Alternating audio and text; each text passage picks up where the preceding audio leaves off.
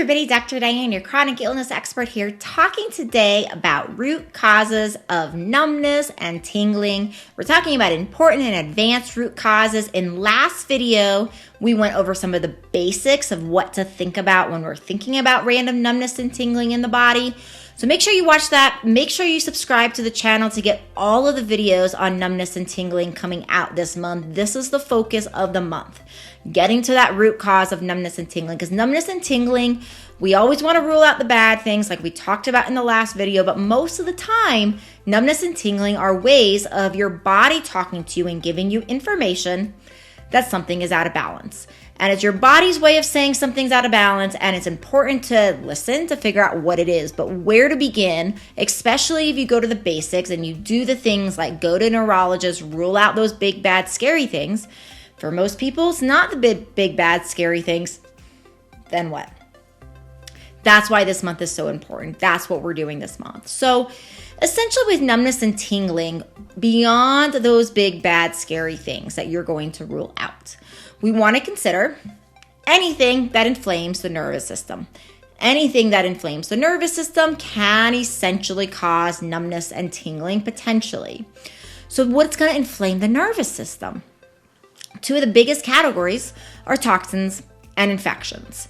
And so many infections are stealth infections, right? So these stealth infections are things like chickenpox is an example of a stealth infection.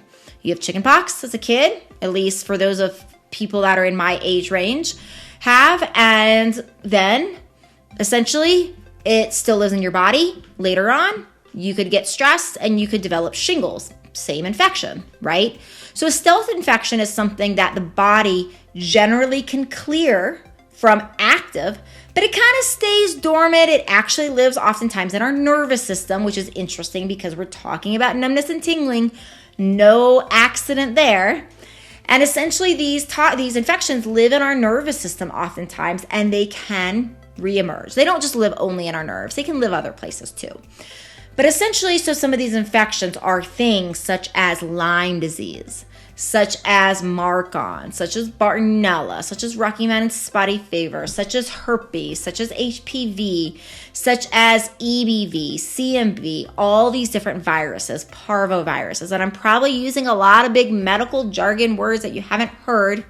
Don't worry about that yet. We're going to talk about how to get these lab tests done in our next video. So we'll talk about that next. But for today and the purpose of this video, the biggest thing to understand is any of these types of stealth infections, often that they are inflaming, they can potentially inflame the nerves. When the nerves are inflamed, that can lead to numbness and tingling, right? So these are hidden root causes beyond the basics.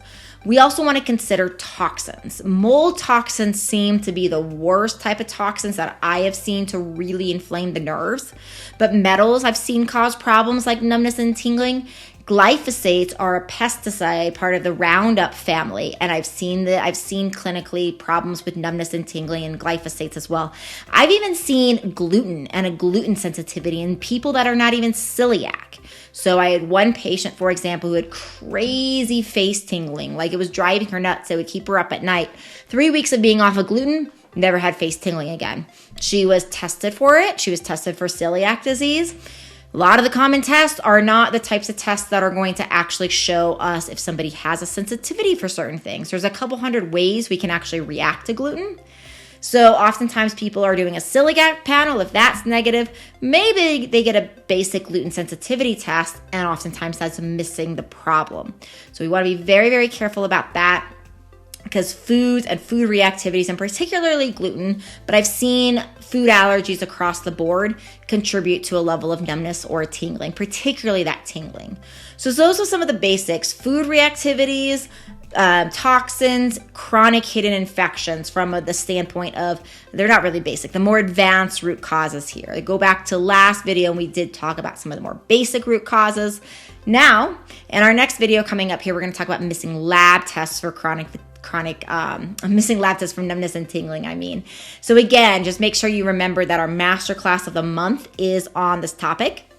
So I encourage you to go to the show notes to register for that, where you can come on live and you can ask me your questions. We can put you in the hot seats to actually get a sense of what lab tests you're missing, help you with getting those and figuring out once and for all what is going on and what's causing this. All right, everybody. Dr. Diane signing off. See you in the next video.